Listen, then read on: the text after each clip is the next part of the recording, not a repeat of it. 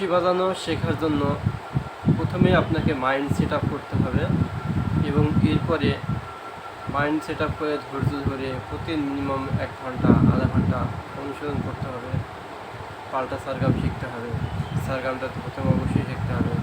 শুধুমাত্র সারেগামাটাই আপনি মিনিমাম 1 মাস শিখুন, শুধু সারেগামা, অন্য কোনো কিছু শেখার দরকার নেই। কেননা আপনি যখন বাংলা বা ইংরেজি লিখতে যাবেন তখন কিন্তু ঠিক আপনার অক্ষরটা যতটা সুন্দর হবে আপনার লেখাটাও ঠিক ততটা সুন্দর হবে। ঠিক তেমনিভাবে সব কিছুর মূল্য আছে সারেগামটা, তাই না? সেই সারেগামটা অনেক সুন্দর এবং শুদ্ধভাবে বাজানো শিখতে হবে আগে প্রথমে, এরপরে পাল্টা সারেগাম শিখতে হবে। পাল্টা সারেগামে আপনি মিনিমাম 6-7 মাস টানা অনুশীলন করতে হবে, শুধু অন্তত পক্ষে 15 থেকে 20টা বা 30টা পাল্টা সারেগাম বাজাবে। আর এগুলো তালের সঙ্গে বাজাবে, হাতের তালে দিয়ে মুখে মুখস্থ করে বাজাতে হবে। তাহলে আপনার ভিতরে তালও চলে আসবে। যখন আপনার ভিতরে তাল চলে আসবে, তালের একটা ভাব চলে আসবে, তখন কিন্তু যে কোনো একটা গান একটু চেষ্টা করলেই পারে, না পারার কিছুই নেই। আমার চ্যানেলটা সাবস্ক্রাইব করুন, নতুন নতুন ভিডিও পেতে উৎসাহিত হন, আমাকে উৎসাহিত করুন, আমরা জানতে পারি।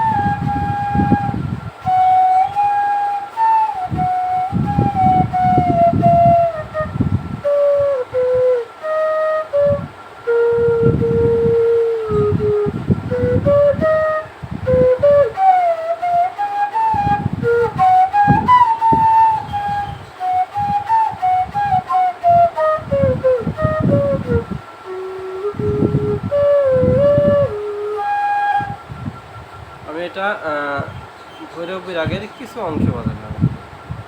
আপনারা বেশি বেশি করে অনুশীলন করুন, পাল্টা অনুশীলন করুন।